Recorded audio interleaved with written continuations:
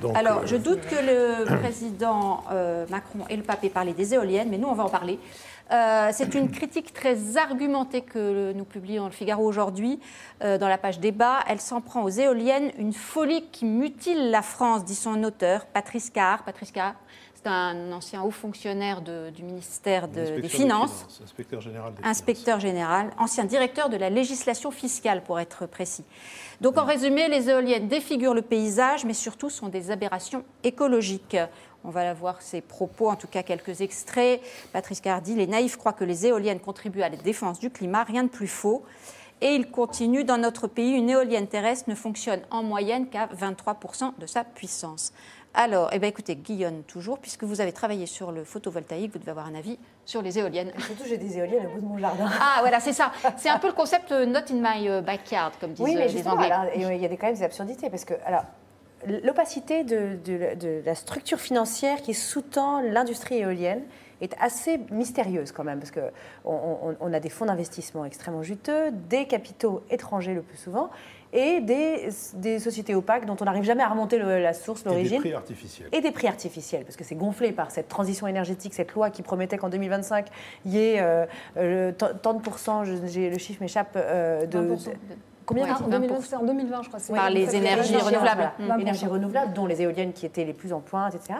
Donc la première chose, c'est que moi, en lisant cette chronique, d'abord, j'étais contente qu'elle apparaisse, parce que je trouve que c'est un non-pensé beaucoup parce que les écolos nous expliquent que c'est indispensable, que le nucléaire c'est l'horreur, que finalement c'est mieux que rien, etc.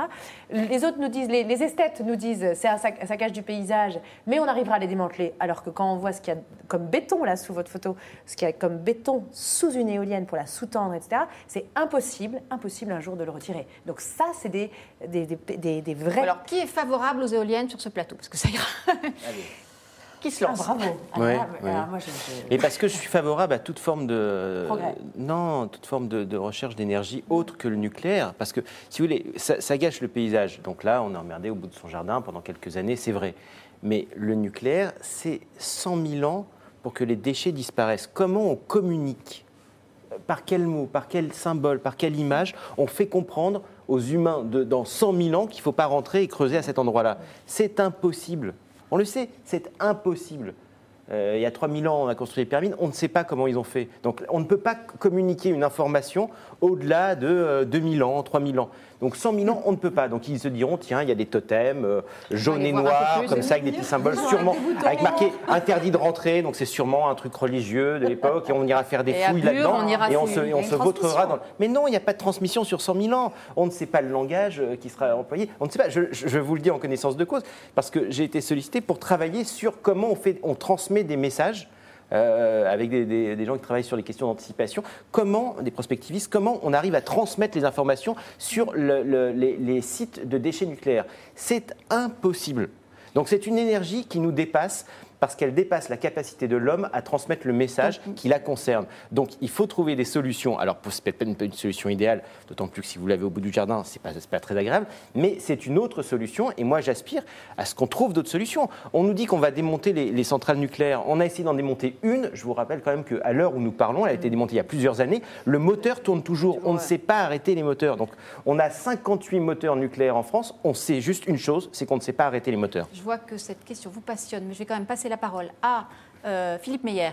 Vous avez la question quelques secondes. Nucléaire, qui me semble en effet bien posée, même si elle n'est pas complètement posée, ça ne justifie pas les éoliennes. Et la question, et ce qui est, je crois, particulièrement intéressant dans cet article, c'est qu'au fond, ça ne marche pas. 23%, que ça ne marche pas. On rappelait le côté, finalement, comme c'est une énergie qui est intermittente. Parce que, de toute façon, toutes les formes d'énergie contemporaine ont créé des problèmes du type du désagrément qu'on a quand on a une éolienne au bout de son jardin. Moi, je suis dans une région de... Enfin, je suis à Paris, mais quand je ne suis pas à Paris, je suis dans une région de barrage, la plus grosse région de barrage de France, la vallée de la Truyère. Tous les 30 ans, on vide le barrage. La dernière fois, c'était il y a 2 ans ou 3 ans, je ne me souviens pas. On voit encore des voitures et des cars entiers de gens qui ont connu le paysage avant... ou dont les parents ont raconté, ou qui ont chez eux des photos du village dans lequel ils étaient, dans lequel ils ne sont plus, parce que le village est sous les eaux, encore que presque tout a été détruit. Et ça reste quelque chose qui est profondément marqué chez les gens qui ont connu ça. Donc voilà, s'il n'y avait que cette nécessité-là, s'il n'y avait que ce problème du confort des gens qui sont, je pense que la question devrait être réglée. Mais ça n'est pas ça, malheureusement. C'est d'une part ce qu'on a dit tout à l'heure sur l'inefficacité, d'autre part le fait que, discutant avec une préfète... S'il vous plaît, Philippe, on est vraiment au bout de l'émission. On a déjà dépassé notre temps et il y a Claire qui ne s'est pas exprimée. Claire, alors... Non, juste une préfète m'a dit que c'était le dernier moyen de corruption des élus, c'était les éoliennes. Oui, il y a pas mal de promoteurs. Alors, je voulais, en 2 mots, sur le fait que ça ne marche pas, il paraît que les prévisions météorologiques s'améliorant, il y aura plus de vent. Mais que... du coup, on pourra mieux s'ajuster, ajuster les éoliennes, sachant qu'on a quand même une grosse... On est le 2e pays à